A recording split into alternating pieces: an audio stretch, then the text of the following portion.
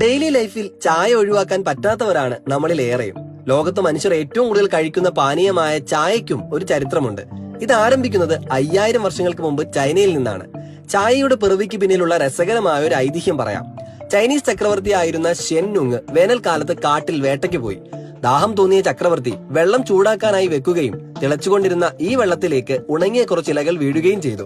പെട്ടെന്ന് വെള്ളം തവിട്ടു നിറത്തിലാവുകയും വെള്ളം കുടിച്ച ചക്രവർത്തിക്ക് ഉന്മേഷം തോന്നുകയും അങ്ങനെ തേയിലയും ചായയും കണ്ടെത്തുകയും ചെയ്തു. ചായയുടെ പാനീയ മൂല്യം തിരിച്ചറിഞ്ഞ ചൈനക്കാർ വെള്ളം തിളപ്പിച്ച് തേയിലപ്പൊടിയും ആവശ്യമെങ്കിൽ പാലും പഞ്ചസാരയും സുഗന്ധദ്രവ്യങ്ങളും ചേർത്ത് തയ്യാറാക്കുന്ന പാനീയത്തിന് ചായ് എന്ന പേര് നൽകി. മിക്കവാറും ഏഷ്യൻ ഭാഷകളിൽ ചായ് എന്നാണ് ചായയെ വിളിക്കുന്നത്. തേയില കണ്ടെത്തിയ ചൈനയാണ് ഇപ്പോഴും ലോകത്തെ ഏറ്റവും കൂടുതൽ തേയില ഉൽപ്പാദിപ്പിക്കുന്ന രാജ്യം. ഇന്ത്യയിൽ ഏറ്റവും കൂടുതൽ തേയില ഉൽപ്പാദിപ്പിക്കുന്നത് ഇന്ത്യയുടെ തേയിലത്തോട്ടം എന്നറിയപ്പെടുന്ന അസമിലാണ്. ഇന്ത്യയുടെ ദേശീയ പാനീയവും ചായയാണ്.